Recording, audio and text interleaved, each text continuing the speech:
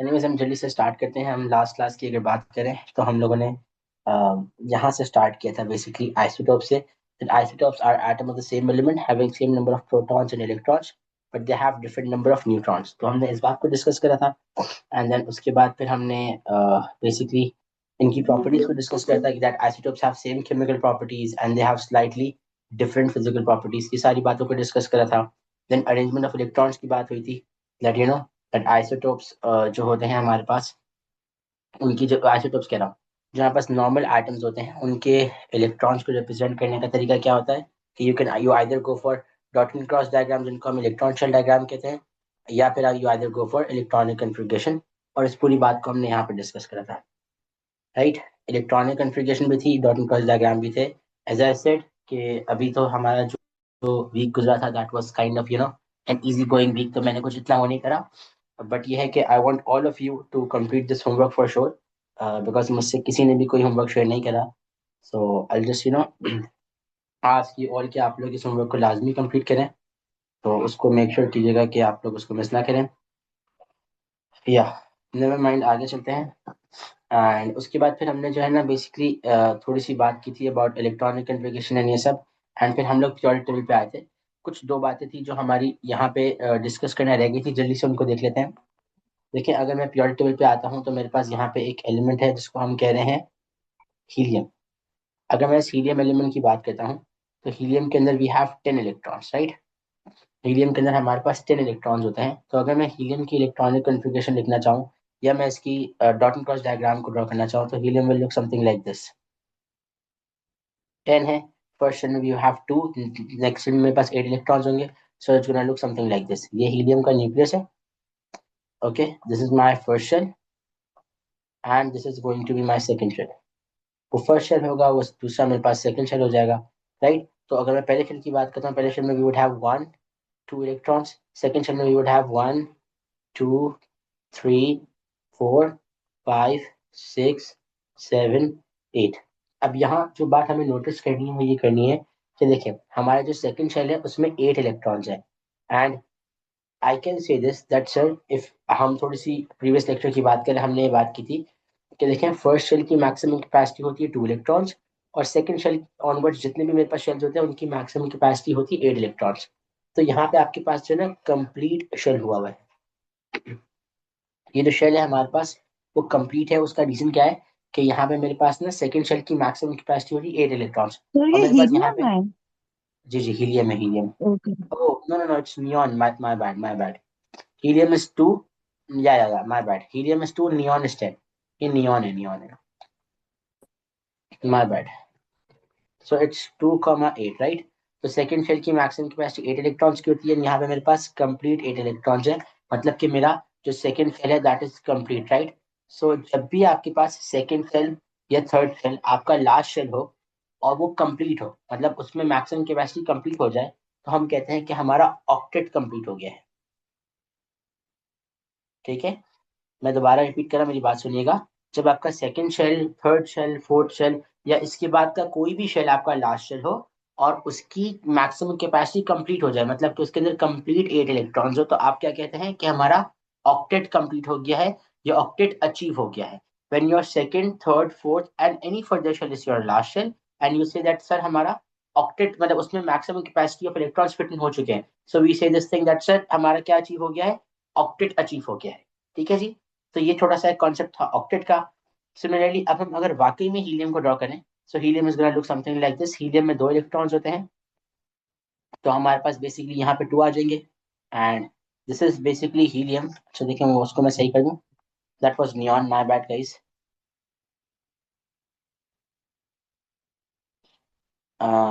या just 1 second.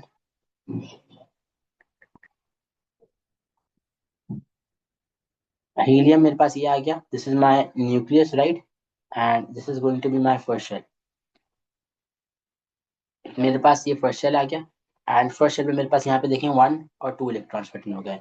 तो देखिए, जब, ऑलराइट, ओके जी, जब आपका first shell is your last shell, okay, जब भी आपके पास आपका फर्स्ट शेल लास्ट शेल हो, जैसे कि मुझे यहाँ नजर आ रहा है ठीक है, तो हम और उसमें मैक्सिमम कैपेसिटी फुल हो जाए, मतलब कि देखें जो आपका फर्स्ट शेल है ना उसकी मैक्सिमम कैपेसिटी होती है 2 इलेक्ट्रॉन्स की, राइट। तो जब भी आपका फर्स्ट शेल आपका लास्ट शेल हो और उसमें 2 इलेक्ट्रॉन्स फिट हो जाते हैं तो हम कहते हैं कि क्या हुआ है सर, हमारा हमारा ड्यूप्लेट कंप्लीट हो गया है।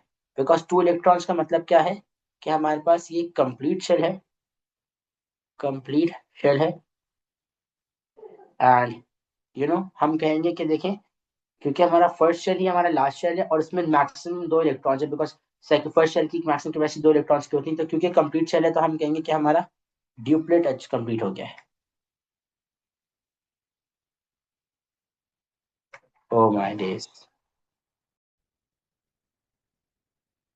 तो एज आई सेड कि जब आपके पास ना जैसे मैंने यहाँ पे ड्रॉ किया है कि आपका फर्स्ट शेल या आपका जब बेटे लास्ट शेल हो एंड इसमें मैक्सिमम आपकी जो इलेक्ट्रॉन्स है ना वो फुलफिल हो जाए, तो हम क्या कहते हैं कि आपका जो है ना बेसिकली ड्यूप्लेट अचीव हो गया। यहाँ पे आई रोट बेसिकली कि आपका क्या अचीव हो गया है, ड्यूप्लेट अचीव हो गया या ड्यूप्लेट कंप्लीट हो गया है।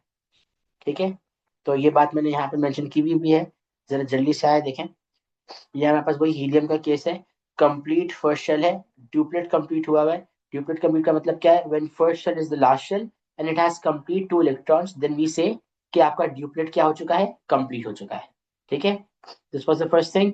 दूसरी बात ये थी ऑक्टेट की, कि देखिए मेरे पास हीलियम में लास्ट शेल में 10 इलेक्ट्रॉन्स हैं, सो आपका ऑक्टेट कंप्लीट है। मतलब when your last shell is second और एनी फर्दर शेल, जब आपका लास्ट शेल कौन सा हो, सेकंड शेल हो या फिर कोई भी फर्दर शेल हो and it has complete 8 electrons, और उसमें हमारे पास कंप्लीट 8 इलेक्ट्रॉन्स हो, तो हम इसे क्या कहते हैं कि आपका जो है ना ऑक्टेट अचीव हो गया है।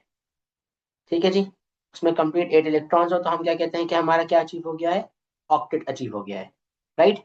इसके अलावा एक छोटी सी बात और डिस्कस ये करनी थी कि देखें हमारे पास जो आउटर मोस्ट शेल होता है उसको हम कहते हैं वैलेंस शेल। जो भी मेरा आउटर मोस्ट शेल होगा उसे हम क्या कहेंगे, वैलेंस शेल कहेंगे। और जो भी मेरे वैलेंस शेल के मतलब आउटर मोस्ट शेल के इलेक्ट्रॉन्स होंगे उन्हें हम कहेंगे वैलेंस इलेक्ट्रॉन्स। जैसे कि हीलियम के अंदर बेटा अगर मैं लास्ट शेल की बात करूं तो लास्ट शेल के अंदर आई हैव 8 इलेक्ट्रॉन्स, राइट। तो मैं कहूंगा कि मेरा वैलेंस इलेक्ट्रॉन्स कितने हैं, 8 हैं। However this is neon by the way, neon के मेरे पास वैलेंस इलेक्ट्रॉन्स कितने हैं, 8 हैं, 1 2 3 4 5 6 7 8। एंड हीलियम के मेरे पास वैलेंस इलेक्ट्रॉन्स कितने हैं, 2 हैं। ठीक है जी। एंड अगर मैं वैलेंस शेल की बात करूं तो मैं बोलूंगा हीलियम का फर्स्ट शेल ही उसका वैलेंस शेल है एंड नियॉन का second shell is the valence shell. मुझे बताएं ये valence shell, valence electrons, octet और ड्यूप्लेट वाला कॉन्सेप्ट सबको क्लियर है, यस और नो, जल्दी से please. Got it? Sir, in yes yes. helium, we're using a diatomic particle or like only one helium? देखें वैसे तो ना right now that is something जो कि अभी हम आगे डिस्कस करेंगे, बट हीलियम में we just use one because all these noble gases और the group 8 elements they are monatomic, उनमें सिर्फ So like, single shouldn't atom it होता है। have one electron in its outer shell? No no no no, not at all, not at all. Basically monatomic and diatomic वाला जो concept है that is something different. Like जो I understand आप क्या कह रही है, लाइक सर अगर वो एक एटम होगा तो it should have one valence electron, ऐसा नहीं है बेटा। आपके पास ना मोनोटॉमिक एंड डायट, अगर हम बात करें ऑक्सीजन भी हमेशा डायटोमिक होता है, ऑक्सीजन भी, हाइड्रोजन भी हमेशा डायटोमिक होता है, क्लोरीन ब्रोमीन ये सब हमेशा डायटोमिक होते हैं। तो क्या इनके वैलेंस शेल में 2 इलेक्ट्रॉन्स होने चाहिए, बिल्कुल नहीं, ऐसा तो नहीं होता। And all the group 8 and group all group 8 या जो कि जिनको हम नोबल गैसेस कहते हैं, all of them are basically you can just say monatomic ही होते हैं। ठीक है, वो हमेशा मोनोटॉमिक ही होते हैं। वो क्यों होते हैं ये पूरी बात अभी इंशाल्लाह हम आगे करेंगे प्योर टूल वाले चैप्टर में। Oh wait, sorry, I was confusing helium with hydrogen. Doesn't hydrogen have one in its outer shell? Yes yes, it does, it does. Hydrogen की अगर हम बात Okay. करें, हाइड्रोजन में वन, सो हाइड्रोजन में बस वन इलेक्ट्रॉन है एंड वन प्रोटॉन है, सो या hydrogen has only one Thank you. Electron. Okay, बाकी सबको भी क्लियर है, आगे चलें। Guys come on, confirm me, Samreen, Shamir Yes, sir. And Javeria, बेटा आपको भी क्लियर है, आगे चलें। You guys have to be very responsive, okay. Never mind, आगे चलते हैं। फिर हमने बेसिकली ग्रुप्स ऑफ पीरियड्स की बात की थी कि देखिए हमारे पास टोटल में 1 2 3 4 5 6 7 8 8 ग्रुप्स हैं एंड अराउंड 1 2 3 4 5 6 7 7 पीरियड्स है। सो हमारे पास बेसिकली टोटल में 8 ग्रुप्स होते हैं एंड 7 पीरियड्स होते हैं। ठीक है, हमने यहाँ ग्रुप्स की बात की थी कि देखें ग्रुप्स को हम वर्टिकल रॉस कहते हैं, सॉरी वर्टिकल कॉलम्स कहते हैं। हमारे पास टोटल पीरियड टेबल में 8 ग्रुप्स हैं एंड मैंने यहाँ पे आप लोगों को एग्जाम्पल बताई थी लिथियम की, सोडियम की एंड पोटेशियम की। मैंने इन तीनों की यहाँ इलेक्ट्रॉनिक कन्फिगरेशन लिख के आपको बताया था कि इन तीनों के जो वैलेंस इलेक्ट्रॉन है वो सेम है, मतलब इन तीनों लिथियम में, सोडियम में, पोटेशियम में ओनली वन वैलेंस इलेक्ट्रॉन है। लिथियम, सोडियम, पोटेशियम में क्या है? ओनली वन वैलेंस इलेक्ट्रॉन है, राइट। सो इन सब में हमारे पास क्योंकि सिर्फ वन वैलेंस इलेक्ट्रॉन होते हैं, सो वी से इट लाइक दिस, कि ये सारे जो मेरे पास एलिमेंट्स होंगे ये ग्रुप वन के कहलाएंगे। मैंने आप लोगों को ये बात बताई थी कि देखो बेटा, जितने भी जैसे ग्रुप वन के जितने भी एलिमेंट्स होंगे उन सबके पास सेम वैलेंस इलेक्ट्रॉन्स होंगे, मतलब, और वो कितने होंगे? वन होंगे, मतलब उनके आउटर मोस्ट शेल में we would have one electron. Group two के भी जितने एलिमेंट्स हैं उनके आउटर मोस्ट शेल में we would have two electrons, because वो ग्रुप टू के हैं। ग्रुप थ्री के जितने एलिमेंट्स होंगे उनके आउटर मोस्ट शेल में we would have three electrons. Group four के जितने होंगे उनके आउटर मोस्ट शेल में फोर, ग्रुप फाइव के आउटर मोस्ट शेल में फाइव, ग्रुप सिक्स के आउटर मोस्ट शेल में सिक्स। तो इस तरीके से बेसिकली हमारे पास होता है। हम इस बात को ऐसे कहते हैं that elements in the same group have same number of valence electrons and that number corresponds to their group number. ठीक है जी, मतलब कि जो भी मेरे पास एलिमेंट सेम ग्रुप में होंगे, जैसे कि अगर लेट से मैं आता हूँ यहाँ पे, यहाँ स्ट्रोंशियम, कैल्शियम, मैग्नीशियम, ये तीनों एलिमेंट्स ग्रुप टू का पार्ट है, मतलब कि इन तीनों के वैलेंस शेल में टू इलेक्ट्रॉन्स हैं। ठीक है, और बेसिकली टू इलेक्ट्रॉन्स मैं कैसे कह रहा हूँ, बिकॉज जो उनका ग्रुप नंबर होता है ना, ग्रुप नंबर टू है, तो वैलेंस शेल में टू इलेक्ट्रॉन्स। यहाँ ग्रुप नंबर बेटा थ्री होगा तो वैलेंस शेल में थ्री इलेक्ट्रॉन्स होंगे। ठीक है, तो ये थोड़ा सा कॉन्सेप्ट हमने उस दिन डिस्कस किया था। एक छोटी सी बात और डिस्कस करनी है। देखिए मेरी बात सुने, ये बात ना आगे भी आएगी, बट जरा इसको हल्का सा भी देख लेते हैं। इस बात को ना हल्का सा भी देख लेते हैं। देखिए होता क्या है, आपके पास जितनी भी केमिकल प्रॉपर्टीज होती है ना, वो डिपेंड करती हैं बेसिकली इस चीज के ऊपर कि आपके पास ना कितने इलेक्ट्रॉन्स लूज हो रहे हैं, या कितने इलेक्ट्रॉन्स गेन हो रहे हैं, या कितने इलेक्ट्रॉन्स का शेयरिंग वाला पार्ट हो रहा है। So in easy word I am gonna say कि केमिकल प्रॉपर्टीज जो है ना सिर्फ एसोसिएट होती हैं इलेक्ट्रॉन के ट्रांसफर से या इलेक्ट्रॉन के यूजेज से।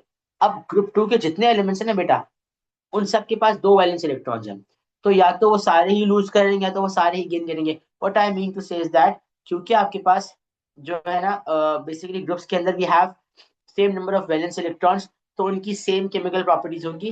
बिकॉज आपके वैलेंस जो आपके आउटर मोस्ट शेल के इलेक्ट्रॉन्स होते हैं ना, वही डिसाइड करते हैं कि आप आयोनिक बॉन्डिंग करोगे, कोवलेंट करोगे, आप कैटाइन बनोगे, आयनाइन बनोगे। ये पूरी बात हम आगे डिस्कस करेंगे, but we need to know this thing that elements in the same group they have same chemical properties as they have same number of valence electrons. ठीक है जी, एक ये थोड़ी सी बात थी डिस्कस करने वाली। आगे चलते हैं। फिर मैंने आप लोग को बेसिकली पीरियड का बताया था कि हमारे पीरियड टेबल में अराउंड 7 पीरियड्स है। अच्छा देखिए 90% बच्चों से होता है ये, मैं पूछता हूँ ना बेटा पीरियड वन कौन सा है, तो वो इसको पीरियड वन कह देते हैं। हालांकि दिस इज इंटायरली रॉन्ग बेटा, पीरियड वन हमारे पास सिर्फ ये है, और पीरियड नंबर वन जो है उसमें basically you only have hydrogen and helium. ठीक है, बाकी आपके पास पीरियड टू है, then you have period three, then you have period four. इस तरह हमारे पूरे पीरियड टेबल में 7 पीरियड्स हैं, मतलब कि 7 हॉरिजॉन्टल रॉज हैं। एंड इन रॉज के अंदर भी ना, मतलब इन पीरियड्स के अंदर भी मुझे एक ट्रेंड नजर आता है। ठीक है, तो अभी हम जल्दी से ऐसा करते हैं, जो ये पीरियड थ्री है सोडियम, मैग्नीशियम और क्लोरीन वाला, हम ऐसा करते हैं इन तीनों को ड्रॉ करते हैं और इन तीनों की इलेक्ट्रॉनिक कन्फिगरेशन को देखते हैं। मैंने क्या करा है, मैंने सोडियम को, मैग्नीशियम को और क्लोरीन को, इन तीन एलिमेंट्स को पिक कर रहा हूँ। ये तीन बेसिकली मेरे पास बेटे पीरियड थ्री का पार्ट है। ओके, सोडियम भी, मैग्नीशियम भी एंड क्लोरीन भी। जल्दी से इधर आते हैं। यहाँ मैंने सोडियम की इलेक्ट्रॉनिक कन्फिगरेशन लिखी है 2,8,1, मैग्नीशियम की 2,8,2, क्लोरीन की 2,8,7। ठीक है, बिकॉज ऑफ कोर्स मैग्नीशियम के अंदर 11 है, तो पहले शेल में दो, फिर 8, फिर एक आ जाएगा। सोडियम की बात कर रहा हूँ, मैग्नीशियम में 2,8,2 एंड क्लोरीन में would be 2,8,7। So I am gonna say कि आपके पास, अगर आप यहाँ पे छोटी सी बात नोटिस करें, जो मैं आपसे बात करना चाह रहा हूँ, कि magnesium, sodium, chlorine, what I would say that sodium, magnesium, chlorine, ये तीनों एलिमेंट्स मेरे पास बेटा पीरियड थ्री का पार्ट है। और अगर आप यहाँ बात गौर करें, इन तीनों के पास थ्री ही नंबर ऑफ शेल्स है, मतलब कि how how many number of shells does they have, इनके पास थ्री नंबर ऑफ शेल्स हैं। तो हम ये कहते हैं कि all three of them have same number of shells, और वो नंबर क्या है? थर्ड है, थ्री है, मतलब कि all three of them have three electron shells. इसका क्या मतलब है कि elements of the same period, मतलब कि वो एलिमेंट्स जो सेम पीरियड के अंदर होते हैं उनके पास same number of electron shells होते हैं, और वो नंबर कॉरेस्पॉन्ड करता है उनके पीरियड नंबर के ऊपर। What I mean to say is that कि अगर आप अक्रॉस द पीरियड कोई भी बात करें, जैसे कि लेट्स से मेरे पास ये पीरियड थ्री है ना, तो जितने भी पीरियड थ्री के एलिमेंट्स होंगे उनके पास थ्री नंबर ऑफ शेल्स होंगे। जितने भी पीरियड टू के एलिमेंट्स होंगे उनके पास टू नंबर ऑफ शेल्स होंगे। जितने भी पीरियड फोर के एलिमेंट्स होंगे उनके पास फोर नंबर ऑफ शेल्स होंगे। So elements in the same period they have same number of shells, और नंबर ऑफ शेल्स बेसिकली उस पीरियड नंबर को ही कॉरेस्पॉन्ड करते हैं। एलिमेंट्स इन द सेम जैसे कि लेट्स से मैं अगर पीरियड 7 की बात करता हूँ तो ये वाले सारे एलिमेंट्स के पास 7 नंबर ऑफ शेल्स, पीरियड 6 वाले के सबके पास 6 नंबर ऑफ शेल्स होते हैं। तो ये दो बातें हैं जो कि आप लोगों को पता होनी चाहिए कि एलिमेंट्स की अगर हम बात करते हैं, पीरियड की बात करते हैं, तो across the period number of shells जो है ना सेम होता है। मतलब कि एक पीरियड के अंदर जितने भी एलिमेंट्स होंगे बेटा उन सब के पास सेम नंबर ऑफ शेल्स होंगे और वो नंबर कॉरेस्पॉन्ड करेगा उनके पीरियड नंबर के ऊपर। ठीक है जी, मुझे बताएं जल्दी से, सबको ये बात समझ आ रही है? यस और नो? क्लियर है? आगे चलो जल्दी जल्दी, शाबाश। Yes. Javeria you didn't responded me बेटा, आपका पहले भी मैसेज नहीं आया। And Shamir you got it? आगे चलो। यस सर, ठीक है, समझ गया। ओके ग्रेट, ठीक है आगे चलते हैं जल्दी से। अब हम आ रहे हैं ग्रुप 8 के ऊपर। ठीक है, ये एक छोटी सी बात है हमारे पास, हालांकि ग्रुप 8 को प्योर टर्म में बहुत डिटेल में डिस्कस करना है, मैं यहाँ पे सिर्फ इसलिए थोड़ा सा डिस्कस करा रहा हूँ ताकि आप लोगों से पास हो सके। जल्दी से आते हैं, अगर मैं ग्रुप 8 की बात करता हूँ तो देखें ग्रुप 8 में मेरे पास पहले हीलियम है, फिर नियॉन है, फिर आर्गन है। अगर आप यहाँ गौर करें तो फर्स्ट शेल में मेरे पास 2 इलेक्ट्रॉन्स है, मतलब कि हीलियम का मेरे पास ड्यूप्लेट अचीव हुआ हुआ है और बाकी नियॉन आर्गन का ऑक्टेट अचीव हुआ हुआ है। मतलब कि सर हम अगर थोड़ी सी बात करें और जल्दी से इधर आए तो देखिए बेटा, ये जो आपको एलिमेंट्स नजर आ रहे हैं ना, ये सारे ग्रुप 8 के जो एलिमेंट्स हैं हमारे पास, इन सारे एलिमेंट्स के वैलेंस शेल में 8 इलेक्ट्रॉन्स है सिवाय हीलियम के, बिकॉज हीलियम के वैलेंस शेल में 2 इलेक्ट्रॉन्स है, बाकी सबके वैलेंस शेल में बेटा 8 इलेक्ट्रॉन्स है। मतलब कि इन सब के जो इलेक्ट्रॉनिक कन्फिग्रेशन है वो कंप्लीट है।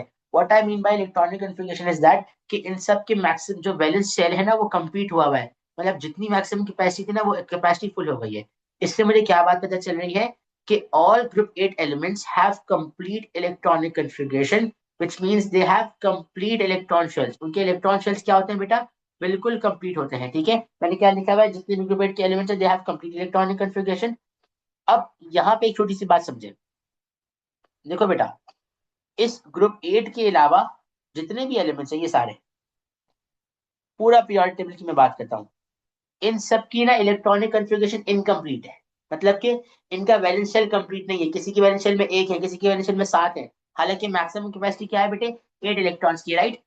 तो इस ग्रुप 8 के एलिमेंट्स के अलावा बाकी पूरा पीरियोडिक टेबल के जितने भी एलिमेंट्स है ना वो सारे kind of reactive in nature है, मतलब कि वो रिएक्ट करेंगे, उनके रिएक्शंस हमें देखने को मिलेंगे। सवाल ये है कि सर उन सब के रिएक्शंस देखने को मिल रहे हैं बट आप कह रहे हैं ग्रुप 8 के रिएक्शंस नहीं मिलेंगे, why is that so? The only reason is that group 8 के अलावा बेटे जितने एलिमेंट्स हैं उनकी इलेक्ट्रॉनिक कन्फिगरेशन इनकम्प्लीट है, उनका वैलेंस शेल कंप्लीट नहीं है, तो वो रिएक्ट क्यों करेंगे? ताकि वो अपनी इलेक्ट्रॉनिक कन्फिगरेशन को कंप्लीट कर सके। अगर मैं पीरियोडिक टेबल और केमिस्ट्री में रिएक्टिविटी की बात करूं तो सारा रिएक्शन ए टू जेड जितने भी रिएक्शन है ना बेटा, इन सब रिएक्शन का सिर्फ एक मकसद है, और वो मकसद क्या है कि we are suppose to complete our electronic configuration, हमें अपनी इलेक्ट्रॉनिक कन्फिगरेशन को कंप्लीट करना है। तो जितने भी एलिमेंट्स हैं एक्सेप्ट फॉर ग्रुप 8 वो सब क्या करेंगे? रिएक्ट करेंगे। वाई? ताकि वो अपनी इलेक्ट्रॉनिक कन्फिगरेशन को कंप्लीट कर सके। हाउएवर अगर मैं ग्रुप 8 के एलिमेंट्स की बात करता हूँ so they are not going to react, and the only reason is that because बेटा उनकी इलेक्ट्रॉनिक कन्फिगरेशन कंप्लीट हुई हुई है, उनके वैलेंस शेल में कंप्लीट इलेक्ट्रॉन्स है, उनके पास कोई जगह ही नहीं है।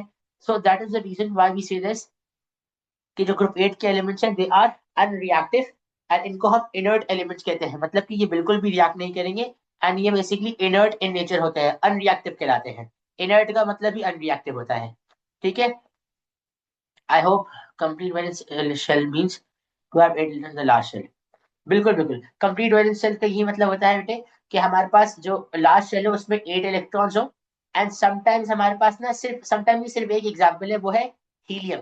हीलियम के अंदर जो है ना वी हैव 2 इलेक्ट्रॉन्स, बट क्योंकि देखिए फर्स्ट शेल की मैक्सिमम कैपेसिटी 2 इलेक्ट्रॉन्स की होती है ना, तो हम कहते हैं कि हाँ भाई हीलियम का भी हमारे पास इलेक्ट्रॉनिक कन्फिगरेशन कंप्लीट है, मतलब कंप्लीट वैलेंस शेल है, बिकॉज उसका फर्स्ट शेल उसका लास्ट शेल है। बट हीलियम के अलावा बाकी जितने भी एलिमेंट्स होंगे ना उन सब के लिए हम यही बोलेंगे कि in order to complete their electronic configuration उनको बेसिकली अपने वैलेंस शेल में 8 इलेक्ट्रॉन्स का होना बहुत जरूरी।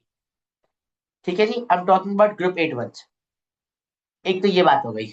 ठीक है, आई होप सभी मैंने आपके क्वेश्चन को आंसर कर दिया हो। आगे चलते हैं, दूसरी बेसिकली बात ये है कि देखें ग्रुप 8 के एलिमेंट्स को हम कहते हैं नोबल गैसेस। अब नोबल गैसेस क्यों? क्योंकि देखें बेटा, बादशाह होता है या जो नोबल फैमिली होती है वो कोई काम नहीं करते, सारा काम उनके बेसिकली सर्वेंट्स करते हैं, स्लेव्स करते हैं। तो ग्रुप 8 के एलिमेंट्स भी बेटा ये बादशाह टाइप लोग हैं। उसका रीजन क्या है कि इन लोगों ने कोई रिएक्शन करना ही नहीं है। सारे रिएक्शंस कौन करेगा? वो ग्रुप 8 के एलिमेंट्स के अलावा जितने एलिमेंट्स है ना, ग्रुप 1 से लेकर ग्रुप 7 तक के, और जो बीच में एक पैच एलिमेंट्स है जिनका हम ट्रांजिशन एलिमेंट्स कहते हैं, मैं उसमें भी अभी आऊंगा। तो बहरहाल ये सारे एलिमेंट्स रिएक्ट करेंगे, और जो ग्रुप 8 के एलिमेंट्स है वो बिल्कुल भी रिएक्ट नहीं करेंगे। तो क्योंकि वो कोई काम नहीं करते तो हम उनको कहते हैं कि ये नोबल फैमिली से है, ये नोबल गैसेज है। ठीक है, इनको ये बेसिकली नाम इसलिए दिया गया है। इसके बाद वाले पॉइंट पे अगर आए तो हम कहते हैं कि देखें, ये मैंने ऑलरेडी बता दी है कि एक्सेप्ट फॉर ग्रुप 8 एलिमेंट्स, बाकी जितने भी एलिमेंट्स हैं उनकी इलेक्ट्रॉनिक कन्फिगरेशन इनकम्प्लीट है, and as noble gases has complete electronic configuration, so they are considered as unreactive. ठीक है जी, जल्दी से इस पूरे पार्ट को देख लें, मुझे बताएं सबको क्लियर है? आगे चलूं जल्दी जल्दी, we don't have time. Clear. Okay,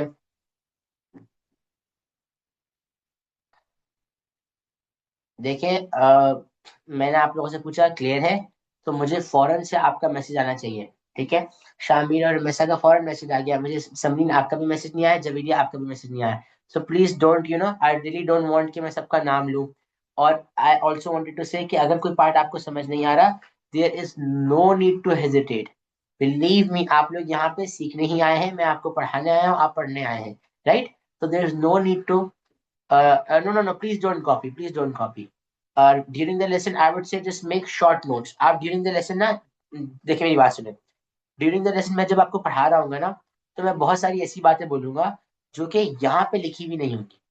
ये जो चीजें लिखी हुई ना, आपको ये नोट्स तो लाजमी मिल जाएंगे, लेकिन कुछ बातें ऐसी मैं कह जाऊंगा जो कि ना यहाँ नहीं लिखी होंगी। सो आई रिक्वेस्ट कि आप लोग ना उन चीजों को कॉपी करें। दूसरी बात, what I would recommend during the lesson, जो कि एक बहुत मल्टी बिलियनर एक हैबिट है, जो नोट टेकिंग की बहुत एक समझे कि एक एपिक हैबिट है, मतलब इससे अच्छी कोई हैबिट नहीं। वो क्या है जो असल में देखें, this is the whole idea of note taking. Note taking में ना आपको ना notes basically direct direct copy नहीं करने। लेट्स से मैंने एक कॉन्सेप्ट आपको बताया, आपने नोट्स में पढ़ा भी ना, तो try to write that concept in your own words. जैसी भी इंग्लिश में आप लिखेंगे, जिस भी लैंग्वेज में आप लिखेंगे, जब आप उस कॉन्सेप्ट को अपने ओन वर्ड्स में लिखेंगे ना, तो वो कॉन्सेप्ट आपके दिमाग में बहुत अच्छा सा कॉम्प्रीहेंड हो जाएगा, and it will be of very good use for you. Because simple simple कॉपिंग करने से कोई फायदा नहीं होगा, लेकिन फायदा तो देखिए उससे भी बहुत ज्यादा होगा, ऑटोमेटिकली चीजें सब याद हो जाएंगी। But I would say if you will just right the stuff in your own words, तो फिर तो बेस्ट सीन हो जाएगा। ठीक है, सो ये सीन है। जल्दी से आगे चलते हैं। हमारे पास एक कॉन्सेप्ट है, why does elements undergo bonding. ये बात मैं ऑलरेडी बता चुका हूँ कि ग्रुप 8 के अलावा जितने एलिमेंट्स हैं उनकी इलेक्ट्रॉनिक कन्फिग्रेशन इनकम्प्लीट है। तो ताकि अपनी तो वो बेसिकली रिएक्ट करते ही इसलिए है ताकि वो अपनी इलेक्ट्रॉनिक कन्फिग्रेशन को कंप्लीट कर सके। अब देखिए, मैंने यहाँ पे ना दो कीवर्ड्स का यहाँ पे यूज करा हुआ है, you need to be very careful right now. इसको देखें, मैंने कहा है as all elements except for group 8 have incomplete electronic configuration, so they do bonding to complete their electronic configuration. वो बॉन्डिंग करते हैं ताकि उनकी इलेक्ट्रॉनिक कन्फिगरेशन कंप्लीट हो सके। ठीक है, अब देखिए कि मैंने ये बात लिखी है ना, to complete their electronic configuration, आप उसको इन अदर वर्ड्स क्या लिखेंगे? To achieve the electronic configuration of a noble gas and to be stable. तो अगेन अपनी इलेक्ट्रॉनिक कन्फिगरेशन को कंप्लीट करने के लिए हमने यहाँ पे लिखा हुआ है to complete their electronic configuration, but you can just write this thing in other words. आप किस तरह लिखेंगे? To achieve the electronic configuration of noble gas and to be stable. ठीक है जी, आप ये दोनों बातों से में से कोई भी कर सकते हैं। I would gonna go for the other one. मुझे दूसरा वाला जो पॉइंट है ना वो ज्यादा अच्छा लगता है, लाइक ये मेरी इतनी प्रेफरेंस है, वरना दोनों से आपको मार्क्स मिल जाएंगे। ठीक है जी, कम ऑन टेल मी, ये बात सबको समझ आ रही है? आगे चलो, कि वो बॉन्डिंग क्यों करें? ताकि इलेक्ट्रॉनिक कन्फिगरेशन कंप्लीट हो सके। यस और no? Yes. All right, okay great.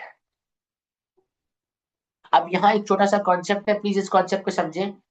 देखिए, मेरा ना ये जो क्वेश्चन है बेसिकली वो आप लोगों से ये है कि you know Shamir you tell me, मेरे पास दो इलेक्ट्रॉन्स है, ओके? बल्कि नहीं शामिर, बल्कि हाँ आप बताएं। Shamir you tell me, we have two electrons, एक इलेक्ट्रॉन ये रहा जिसको मैं इलेक्ट्रॉन ए कह रहा हूँ, एक इलेक्ट्रॉन ये रहा जिसको मैं इलेक्ट्रॉन बी कह रहा हूँ।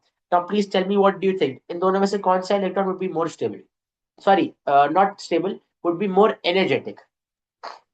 Sir, I think it will be electron B because it's in the like outermost shell, so it will react with the other element.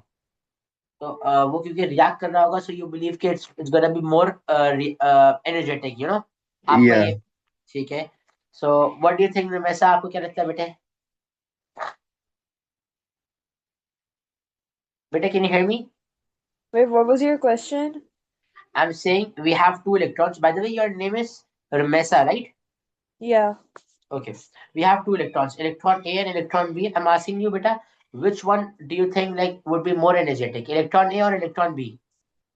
Maybe A because it's closer to the atom, so it has more pull towards it. Okay. ठीक है, make sense. You have a reason. ठीक है, इस बात को discuss करते हैं. What do you think, Javeria? Javeria, Samreen, please आप लोग ही बताएं. Which electron do you think would be more energetic? Come on, tell me quickly. Unmute yourself. Again, we are taking an online class, right? If you're not gonna unmute yourself, then there's no point, like class Sir, लेने का. maybe because Or जो maybe last B. shell है उसमें because that is alone तो उसकी strength ज़्यादा नहीं होगी as compared to the one which is inside the shell, the inner shell. So you believe electron B would be more energetic, right? Yes. Okay, and Javeria, what do you think? Sir, same. Electron B. Okay, देखें, energetic तो electron B ही होगा for sure, but उसके पीछे एक reason है. उस reason को जरा हम समझने की कोशिश करेंगे. कैसे समझेंगे? बहुत बेसिक और बहुत मासूम और आसान सी बात है. बात को समझिएगा. देखें, मैं आप लोगों से ये कह रहा हूँ कि हमारे पास ना बीच में है न्यूक्लियस, राइट? न्यूक्लियस के अंदर होते हैं प्रोटॉन्स. प्रोटॉन्स का चार्ज होता है पॉजिटिव. ठीक है, तो बीच में मेरे पास समझे पॉजिटिवली चार्ज प्रोटॉन्स है बहुत सारे. और ये जो इलेक्ट्रॉन्स है ना बेटा, इनका चार्ज है नेगेटिव. मतलब कि आई कैन से कि these protons will basically gonna attract these electrons. कि जो प्रोटॉन्स है वो बेसिकली क्या करेंगे, इन इलेक्ट्रॉन्स को अट्रैक्ट कर रहे होंगे अपनी तरफ, पुल कर रहे होंगे, अट्रैक्ट कर रहे होंगे. चाहे मैं इलेक्ट्रॉन ए की बात करूं, चाहे मैं इलेक्ट्रॉन बी की बात करूं. जो भी मेरे पास न्यूक्लियस है वो क्या करेंगे, ये जो जितने भी मेरे पास जो ये मेरा न्यूक्लियस है वो बेसिकली क्या करेगा, सारे इलेक्ट्रॉन्स को अपनी तरफ अट्रैक्ट करने की कोशिश करेगा. बिकॉज ऑफ कोर्स न्यूक्लियस का चार्ज पॉजिटिव है एंड इलेक्ट्रॉन्स का चार्ज नेगेटिव है. अब ना मेरी बात को समझिएगा, मेरे साथ सीरीज में चलिएगा. मैं आपसे ये कह रहा हूँ कि जो इलेक्ट्रॉन ए है वो क्लोजर टू न्यूक्लियस है, वो न्यूक्लियस के करीब है. उसका देखिए न्यूक्लियस से डिस्टेंस इतना सा है, राइट? हाउएवर इलेक्ट्रॉन बी का डिस्टेंस ज्यादा है. So as electron A is kind of closer to the nucleus, तो उसके ऊपर, एक minute, as electron A is basically closer to the nucleus, तो उसके ऊपर फोर्सेस ऑफ अट्रैक्शन ज्यादा होंगी. बिकॉज ऑफ कोर्स वो न्यूक्लियस के करीब है, तो उस पे फोर्सेस ऑफ अट्रैक्शन ज्यादा होंगी एंड इलेक्ट्रॉन बी पे फोर्सेस ऑफ अट्रैक्शन कम होगी. मतलब कि I can say this thing that as electron A is closer to the nucleus, so electron A will be held more tightly. However electron B will be held less tightly. जो मेरा electron ए होगा उसको हम मोर tightly held करेंगे, मोर tightly पकड़ेंगे, और जो electron B होगा उसको मैं लेस टाइटली हेल्ड करूंगा, लेस टाइटली पकड़ूंगा. ठीक है, मुझे बताया ये बात सबको समझ आ रही है कि electron A would be more tightly held because उस पे फोर्सेस ऑफ अट्रैक्शन सबसे ज्यादा होंगी. यस और नो? Yes, sir. अब ना एक छोटी सी बात समझे. आई एम सेइंग दैट मेरे सामने दो बच्चे, ठीक है? एक बच्चे को मैंने बहुत टाइटली पकड़ा हुआ है. अब उस बच्चे को, एक बच्चे को मैंने बहुत टाइटली पकड़ा हुआ है, एक बच्चे को मैंने बहुत लूज पकड़ा हुआ है. जिस बच्चे को मैंने बहुत टाइटली पकड़ा होगा ना, वो बेचारा बच्चा हिल भी नहीं पा रहा होगा और वो बिल्कुल परेशान सा चुप करके बैठा होगा, राइट? हाउएवर अगर एक बच्चे को मैंने बहुत लूज पकड़ा हुआ है तो वो बहुत ज्यादा हिलजुल रहा होगा and there are high chances कि वो मेरे हाथों को छुड़वा के मेरे सामने से भाग भी जाए. उसका रीजन क्या है? क्योंकि मैंने उस बच्चे को लेस टाइटली पकड़ा हुआ है, राइट? सो यही एग्जाम्पल इलेक्ट्रॉन की है कि जो आपके पास इलेक्ट्रॉन न्यूक्लियस के करीब होता है ना, उसकी मूवमेंट बहुत कम होती है बिकॉज उस पर फोर्स ऑफ अट्रैक्शन बहुत ज्यादा होती है. हाउएवर जो इलेक्ट्रॉन मेरे पास आउटर मोस्ट शेल में होता है वो न्यूक्लियस से दूर है, उस पर फोर्स ऑफ अट्रैक्शन सबसे कम होगी. जब उस पर फोर्स ऑफ अट्रैक्शन बेटा कम होती है तो उसकी मूवमेंट सबसे ज्यादा होती है. ठीक है, बिकॉज यहाँ पे आपके पास जो इलेक्ट्रॉन बी है उस पर उसकी फोर्स ऑफ अट्रैक्शन वो मेरे पास न्यूक्लियस से दूर है ना, तो क्योंकि वो न्यूक्लियस से दूर है तो उसके ऊपर जो भी फोर्स ऑफ अट्रैक्शन होंगी वो क्या होंगी, थोड़ी कम होगी. ठीक है, अब जब उसमें फोर्स ऑफ अट्रैक्शन कम होगी ना तो उसकी अपनी मूवमेंट ज्यादा होगी. मुझे पता है आप लोग को ये बात समझ आ रही है कि इलेक्ट्रॉन बी की मूवमेंट ज्यादा क्यों होगी और इलेक्ट्रॉन ए की मूवमेंट कम क्यों होगी. यस और नो? कर दिस थिंग. मुझे पता है ये बात सबको समझ आ रही है. यस और नो? मैं अभी Yes. एनर्जेटिक वाली बात पे आ रहा हूँ. ओके, अब बात ऐसी है, हमारे घरों में होते हैं दो तरह के बच्चे. एक होता है बच्चा जो खामोशी से कोने में बैठा होता है, किसी को कुछ कह नहीं रहा होता, बिल्कुल शरीफ सा बच्चा होता है. उस बच्चे को हम कहते हैं कि ये बेचारा बच्चा थोड़ा लेस एनर्जेटिक बच्चा है। क्यों? क्योंकि ये कहीं भाग भूग नहीं रहा, कहीं भी मूव नहीं कर रहा। हाउ एवर एक बच्चा हमारे घरों में ऐसा होता है जो कि बैठ ही नहीं रहा होता, कभी इधर भाग रहा है कभी उधर भाग रहा है, बहुत फुदक रहा होता है। हम कहते हैं कि क्योंकि इस बच्चे की मूवमेंट ज्यादा है, तो दिस बच्चा is more energetic. And this is the exact same case with the electron. I am going to say this thing that as electron B is further away from the nucleus, तो उसके ऊपर forces of attraction सबसे कम है। जब उसके ऊपर बेटा forces of attraction सबसे कम है, तो उसकी अपनी मूवमेंट बहुत ज्यादा होगी, क्योंकि उसको हमने जिन फोर्स से अट्रैक्ट करा हुआ है ना वो कम है। तो क्योंकि बेटा उसके ऊपर फोर्स ऑफ अट्रैक्शन कम है, तो हमने बेसिकली आपके से बिकॉज जो आपके पास इलेक्ट्रॉन भी है उसमें फोर्स ऑफ अट्रैक्शन कम है, तो वो सबसे लेस टाइटली हेल्ड हुआ होगा, मतलब कि काफी लूजली हेल्ड हुआ होगा, और उसकी मूवमेंट बहुत ज्यादा होगी। और क्योंकि उसकी मूवमेंट बहुत ज्यादा होगी, तो we can consider as more energetic, क्योंकि वो बहुत भाग दौड़ रहा है, आगे पीछे मूव कर रहा है। How ever when it comes two electron A nucleus के करीब है, उस पर फोर्स ऑफ अट्रैक्शन कम है। जब फोर्स ऑफ अट्रैक्शन कम है, तो वो बेसिकली थोड़ा लेस टाइटली हेल्ड होगा। ठीक है जी। तो ये आपके पास बेसिक थोड़ा सा कॉन्सेप्ट है। और जब वो लेस टाइटली हेल्ड होगा, तो उसकी मूवमेंट कम होगी, मूवमेंट कम होगी, तो हम कहेंगे कि बेटा वो लेस एनर्जेटिक है। इस पूरी बात को देखिए, मैंने यहाँ लिखा हुआ है कि देखिए B is further away from nucleus, just one second, या B is further away from nucleus and B will experience less force of attraction from nucleus. B आपके पास क्या है? फर्दर अवे है, दूर है, और उसके ऊपर जो फोर्सेस ऑफ अट्रैक्शन होंगी ना वो भी कम होंगी। And B will have a higher movement, उसकी मूवमेंट भी बहुत ज्यादा होगी as compare to A, therefore B will be more energetic. ठीक है, बिकॉज इलेक्ट्रॉन भी दूर है, फोर्स ऑफ अट्रैक्शन कम है, तो उसकी अपनी मूवमेंट ज्यादा होगी, और जब मूवमेंट ज्यादा होगी तो वो इलेक्ट्रॉन मोर एनर्जेटिक कहलाएगा। और इस बात को हम ऐसे कहते हैं, the further away from the nucleus the more energy a shell would have. जितना ज्यादा आप दूर होंगे उतनी ज्यादा एनर्जी की शेल के अंदर एनर्जी होगी। ठीक है, and electrons in the first shell are closest to the nucleus and would be less energetic. आप जितना न्यूक्लियस के करीब जाओगे, जैसे कि फर्स्ट शेल सेकंड शेल, इनके ऊपर फोर्सेस ऑफ अट्रैक्शन बहुत ज्यादा होती है। जब इनके ऊपर फोर्सेस ऑफ अट्रैक्शन बहुत ज्यादा होगी, तो हम ये कहेंगे कि देखिए वो आपके पास लेस एनर्जेटिक है। हाउएवर जितना आप दूर जाते रहोगे, तो फोर्स ऑफ अट्रैक्शन कम होती रहेगी, एंड जो आपके पास basically you can just say जो इलेक्ट्रॉन होंगे वो मोर एनर्जेटिक हो जाएंगे। प्लीज इस पूरे पार्ट को देखिए, मुझे बता सबको ये बात समझ आ रही है? यस और नो? Got it? क्लियर है? आगे चलूं? Yes. Yes. ओके जी, ओके। ना यहाँ पे हमारे पास छोटा सा कॉन्सेप्ट है रिलेटिव अबंडेंस का। इस कॉन्सेप्ट को समझते हैं, बहुत बहुत आसान कॉन्सेप्ट है। प्रॉब्लम ये आई कि साइंटिस्ट को बेसिकली पीरियोडिक टेबल को ड्रॉ करना था, पीरियोडिक टेबल को लिखना था। अब पीरियोडिक टेबल में उन्होंने बोला कि चलो मैं क्लोरीन को ऐड करता हूँ, बट जब वो बाजार से क्लोरीन लेने गए ना, उनको नजर ये आया कि एक क्लोरीन का आइटम है, उसका मास नंबर 35 है, एक क्लोरीन का आइटम है, उसका मास नंबर 37 है। यहाँ वो हो गए कंफ्यूज। उन्होंने बोला कि दोनों क्लोरीन है, एक का मास नंबर 35 है, एक का मास नंबर 37 है, ऐसा क्यों? फिर इनको याद आया कि उन्होंने मुझसे आइसोटोप्स वाला एक कॉन्सेप्ट पढ़ा था, और आइसोटोप्स का मतलब क्या होता है? Atoms which have same number of protons and electrons but different number of neutrons. ठीक है, तो उन्होंने बोला कि ठीक है भाई, ये क्लोरीन की दो हमारे पास आइसोटोप्स है। अब प्रॉब्लम ये आया, उन्होंने बोला कि यार बात ये है कि ठीक है क्लोरीन की दो आइसोटोप्स है, हमें इससे कोई मसला नहीं है, लेकिन मैं पीरियोडिक टेबल को किस में ऐड करूं? मतलब मैं पीरियोडिक टेबल के अंदर किसको ऐड करूं? क्लोरीन 35 को करूं या क्लोरीन 37 को करूं? तो जब ये प्रॉब्लम आई ना, तो उन्होंने इस प्रॉब्लम को सॉल्व करने के लिए कॉन्सेप्ट निकाला रिलेटिव अबंडेंस का। तो उन्होंने जब क्लोरीन 35 की रिलेटिव अबंडेंस को चेक करा, तो इट वाज 18, नहीं नहीं, क्लोरीन 35 की जब रिलेटिव अबंडेंस को चेक करा, दैट वाज 75%, एंड क्लोरीन 37 की जो रिलेटिव अबंडेंस थी दैट वाज 25%। ये देखिए, मैंने यहाँ कहीं नीचे लिखा हुआ भी होगा, ये देखिए यहाँ लिखा हुआ है, क्लोरीन 35 की अबंडेंस 75% है, क्लोरीन 37 की अबंडेंस 25% है। अब ये रिलेटिव अबंडेंस का क्या कॉन्सेप्ट है, इसको समझते हैं।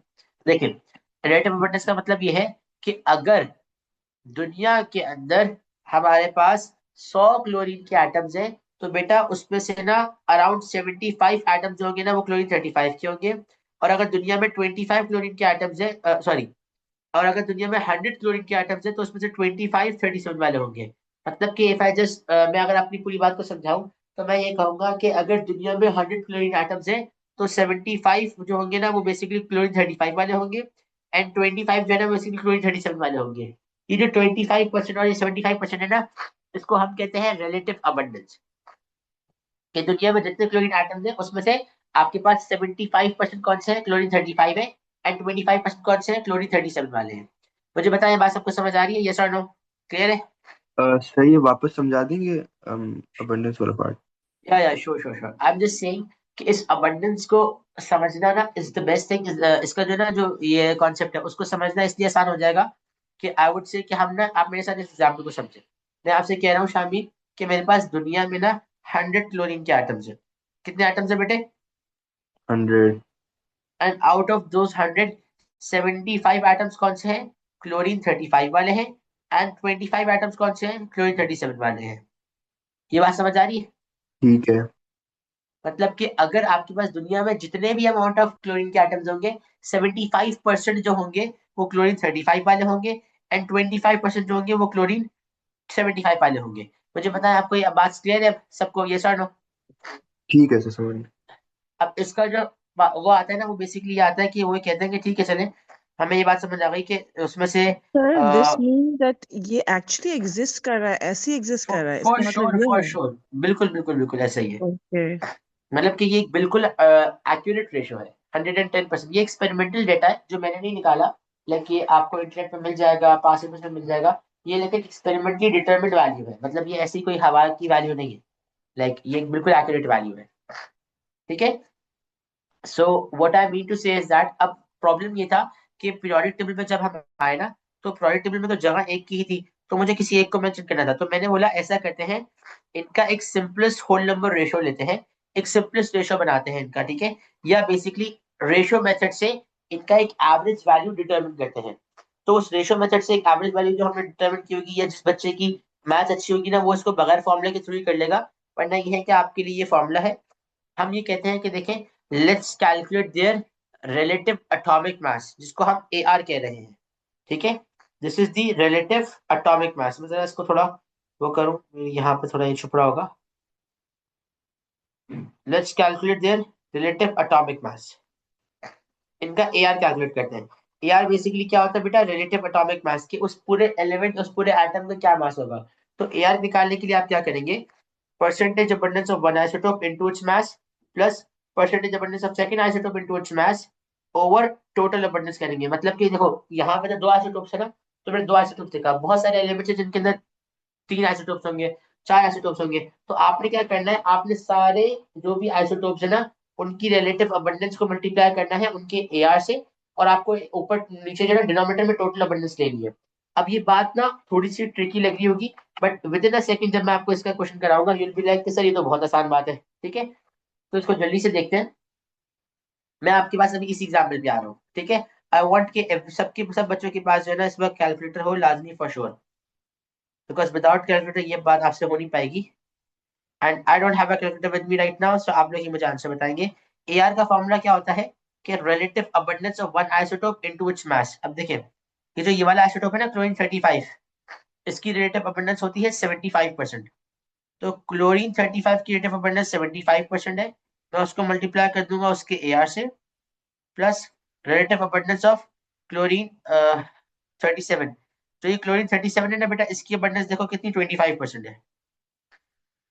तो ये 25 आ जाएगा, और इसको मैं मल्टीप्लाई कर दूंगा इसके AR से। इसका जो इसका बेसिकली AR है, लाइक इसका जो मास नंबर है विच इज 37, तो मैं इसको 37 से मल्टीप्लाई कर दूंगा, एंड मेरे पास जो डिनोमिनेटर होगा उसके अंदर आई एम गोना गेट 100। मैं फिर इसको 100 से डिवाइड कर दूंगा, तो 37 टाइम्स 35 प्लस 25 टाइम्स 37, और इसको डिवाइड कर देंगे 100 से। तो हमारे पास जो आंसर आएगा इट्स गोना बी 35.5। ठीक है जी? सो ये जो 35.5 हमारा आंसर आ रहा है, this is the relative atomic मास, मतलब कि ये क्लोरीन का रिलेटिव एटॉमिक मास हो जाएगा। मतलब कि अब पीरियोडिक टेबल के अंदर आप क्या करेंगे बेटा, आप क्लोरीन को 17 और 35.5 लिखेंगे। ठीक है जी? जैसे मैंने यहाँ लिखा है, देखिएगा, मतलब हर पीरियोडिक टेबल में ये लिखा होगा। यहाँ लिखा था 17 एंड 35.5। ठीक है जी? सो आप बहुत सारे एलिमेंट्स होते हैं, उनका ये काम करता है। देखिए जैसे मैं ब्रोमीन का आप लोग को बताता हूँ। ब्रोमीन का देखिएगा कि ब्रोमीन के हमारे पास basically you can just say दो आइसोटोप्स है, एक ब्रोमीन 79 है, एक 81 है, एंड इन दोनों की अबंडेंस 50-50% है। मतलब कि दुनिया में अगर 100 आइटम्स होंगे तो बेटे इसके भी 50 होंगे, इसके भी 50 होंगे। इसका फॉर्मूला हम क्या इस्तेमाल करेंगे? Percentage abundance of one isotope, मतलब 50% यहाँ पे मैंने रख दिया, मल्टीप्लाई बाय इट्स मास, तो 50 टाइम्स 79 कर देंगे, plus percentage abundance of second isotope 50 multiply by its mass 81 और ओवरऑल अबंडेंस तो बेटा ओवरऑल रेशियो तो हमेशा 100% होता है, तो मैं इसको 100 से डिवाइड कर दूंगा and I am gonna get my answer as 80. So this 80 is the relative atomic mass of bromine. मुझे बताएं क्या आप लोगों को ये बात समझ आ रही है? यस और no? Yes, got sir. This thing? Where the percentage abundance will always be given? या तो देखिए जैसे कि ना अब ये वाला एक क्वेश्चन है ना, इसमें तो परसेंटेज अबंडेंस गिवन थी और आपको एआर निकालना था, राइट? इसके ऊपर जो भी मैं आपको होमवर्क में क्वेश्चन दूंगा ना, उसमें एआर गिवन होगा और आपको परसेंटेज अबंडेंस निकालनी होगी. तो इस तरह से ना like you know the basic thing is sometimes like you know एक चीज गिवन होगी दूसरी चीज निकालनी होगी, बट आपको आइदर वन वो तो प्रोवाइड करेंगे ही फॉर श्योर. ठीक है. इनफैक्ट आई वाज वंडरिंग कि हम ना ये वाला क्वेश्चन अभी ही कर लेते हैं because this is a good question और उसके बाद मैं आप लोगों को ना कुछ पास पेपर के एमसीक्यू होमवर्क में असाइन कर दूं. ठीक है. सो पहले मुझे बताया सबको ये बात क्लियर है? कोई टेंशन कोई परेशानी कोई मसला? Got this thing? Yes, sir. Yes, okay sir. जी ठीक है. नाउ अभी हम जल्दी से बात करते हैं. हम ये कह रहे हैं कि देखें हमारे पास जो है ना ये क्वेश्चन है, इसको जरा जल्दी से देखेंगे, आप लोग अटेम्प्ट करेंगे, शाबाश. बल्कि ऐसा करें, हाँ टेक अ मिनट, 1 मिनट लगाएं, इसको अटेम्प्ट करें, शाबाश. अच्छा जी देखिए this question is very easy, बहुत अच्छा क्वेश्चन है, बहुत आसान क्वेश्चन है. This saying a naturally occurring gallium has two isotopes of mass number 69 and 71 respectively. Given that the relative atomic mass of gallium to be 69.7, calculate the percentage abundance of each isotope. अब इस question को ना मैं आप लोग के साथ जरा यहाँ कॉर्नर पे करता हूँ, फिर इंशाल्लाह it would make more sense to us. Okay, जल्दी से हम लोग इसको डिस्कस करते हैं. तो you know they are saying कि एक नेचुरली अकरिंग हमारे पास एलिमेंट है, उसका नाम गैलियम है and it has two isotopes. ठीक है, हमारे पास गैलियम है and it has two isotopes और उनका जो मास नंबर है दैट इज 69 एंड 71, मतलब कि दो एलिमेंट्स है मेरे पास. सॉरी, गैलियम एक एलिमेंट है एंड इसके दो आइसोटोप्स है. एक का मास नंबर है 69 एंड एक का मास नंबर है 71. Okay, they're saying given that the relative atomic mass of gallium to be 69.7, जो मतलब कि उस गैलियम का relative atomic mass होगा ना that is going to be 69.7, मतलब कि उसका जो AR है वो कितना है बेटे? 69.7 है. Now they're saying calculate the percentage abundance of each isotope. मतलब कि उन्होंने मुझे इससे ज्यादा कुछ भी प्रोवाइड नहीं किया है. Now I want every one of you to be very attentive. Okay, gallium है, दो आइसोटोप्स है 69 और 71 और AR कितना है? 69.7 है. जरा बात को समझिएगा. मैं ये कहूंगा कि देखिए अगर आपके पास गैलियम की बात करें, एक आइसोटोप ये रहा, एक आइसोटोप ये रहा, मुझे इन दोनों की परसेंटेज अबंडेंस निकालनी, मतलब कि दुनिया में कितना परसेंट गैलियम 69 है एंड कितना परसेंट गैलियम 71 है. तो इसका तरीका क्या है? मैं आपसे ये कहता हूँ कि देखिए लेट्स अज्यूम कि मेरे पास जो गैलियम 69 है ना उसकी परसेंटेज अबंडेंस x है. मतलब कि दुनिया में जितने भी गैलियम है उसमें x जो है ना वो बेसिकली गैलियम 69 होंगे. ठीक है, अब मेरी बात समझिएगा. देखो बेटा अगर गैलियम 69 के x है तो कहना से गैलियम 71 के 100 माइनस x होंगे. यस और नो? बिकॉज ये बात बहुत सिंपल है. जैसे कि अगर आप ऊपर आए क्लोरीन वाले केस में देखें, अगर क्लोरीन 35 की 75% थी ना अबंडेंस, तो अगर आप 100 माइनस 75 करेंगे तो आपके पास 25 आंसर आ जाएगा. मतलब कि क्लोरीन 37 की आपके पास 25% होगी, राइट? तो इसी तरह अगर गैलियम 69 के x आपके पास रेट ऑफ अबंडेंस होगी तो गैलियम 71 की 100 माइनस x होगी. मुझे बताया क्या ये बात सबको समझ आ रही है? यस और no? Yes, sir. Yes, sir. Ramesh आपको क्लियर है एंड जबीरी आपको Yes, क्लियर है? sir. Great great. तो मतलब कि गैलियम 69 के की जो अबंडेंस होगी वो x होगी और गैलियम 71 की जो अबंडेंस होगी वो 100 माइनस x होगी. तो अब हम क्या करेंगे, हम ये फॉर्मूला यूज करेंगे कि AR is equals to 69 times x, मतलब कि relative abundance of one isotope into x, मतलब कि मैं x टाइम्स 69 कर दूंगा plus relative abundance of 100 those other isotope which is going to be 100 minus x times 71 और इसको मैं डिवाइड कर दूंगा 100 से. ठीक है, this is going to be my whole expression. ये मेरी पूरी एक्सप्रेशन हो जाएगी बेटे. एंड अगर मैं इस एक्सप्रेशन को जरा ऊपर लेके जाऊं जल्दी से, सो इसकी कुछ वर्किंग ऐसी हो जाएगी कि देखें मैंने यहाँ पे वैसे ये एक्सप्रेशन पूरा लिखा हुआ है, आप देखें. कि हमारे पास जो AR ऑफ द एलिमेंट है वो 69.7 है, और abundance of one isotope was x, दूसरा isotope जो उसका जो mass था that was 69, plus abundance of the second isotope was 100 minus x, और जो mass था वो 71 था। अब इसको सॉल्व करेंगे, देखो बेटा ये जो 100 है ना, ये उससे मल्टीप्लाई हो जाएगा और ये 6970 हो जाएगा। एंड देखें ये दोनों तो मल्टीप्लाई हो गए 69x हो जाएंगे। हाउएवर इस 71 को आपको बेटा इस x से भी मल्टीप्लाई करना पड़ेगा और इस 100 से भी मल्टीप्लाई करना पड़ेगा, जिसके रिजल्ट में this is gonna be 7100 minus 71x। और जब आप बेसिकली क्या करेंगे, इन दोनों को मतलब ये जो x वाली टर्म्स है इन दोनों को साथ रख के सब्ट्रैक्ट कर देंगे, so you will have -2x at the end, और ये -2x को आप राइट साइड पर की तरफ ले जाएंगे एंड ये जो नंबर्स वाले हैं उनको एक साथ कर देंगे, तो आपके पास -2x इक्वल्स टू -130 हो जाएगा एंड x इक्वल्स टू 65% आ जाएगा। ठीक है, मतलब कि जो आपके पास x की वैल्यू आ रही है दैट इज 65%, व्हिच मींस कि आपके पास जो पहला आइसोटोप है गैलियम 69 उसकी अबंडेंस कितनी है बेटे 65% है, और जो दूसरा आइसोटोप है ना गैलियम 71 उसकी अबंडेंस कितनी है 100 माइनस x, मतलब कि 100 माइनस 65, तो उसका आंसर आ जाएगा 35%। ठीक है, एक आइसोटोप की अबंडेंस 65% है जो जिसको मैंने x दिया था, और दूसरे की कैसे निकालेंगे 100 माइनस x कर देंगे तो 35% आपका आंसर आ जाएगा। मुझे जल्दी से बताया सबको ये बात समझ आ रही है, यस और नो, क्लियर है? Yes, sir. ओके जी, अब आप लोगों को ना मैं नोट्स अभी शेयर कर रहा हूँ ग्रुप पे, आराम से नोट्स को गो थ्रू कीजिएगा। हमारा ये चैप्टर कंप्लीट हो गया है। I want all of you to go through the notes very thoroughly, बहुत अच्छे से पढ़े। जो पार्ट समझ नहीं आता मुझे व्हाट्सएप कर सकते हैं आप लोग के सर ये बात मुझे समझ नहीं आ रही, और मैंने आप लोगों से ना अभी एक पास पेपर की बुकलेट शेयर की है, इसका ना जो आप लोगों को मैंने होमवर्क दिया है ये इसमें 2.1 2.2 2.3 है। आपका जो होमवर्क है वो ये है कि you are suppose to do 2.1 के 5 MCQs। I'm just gonna stop the recording.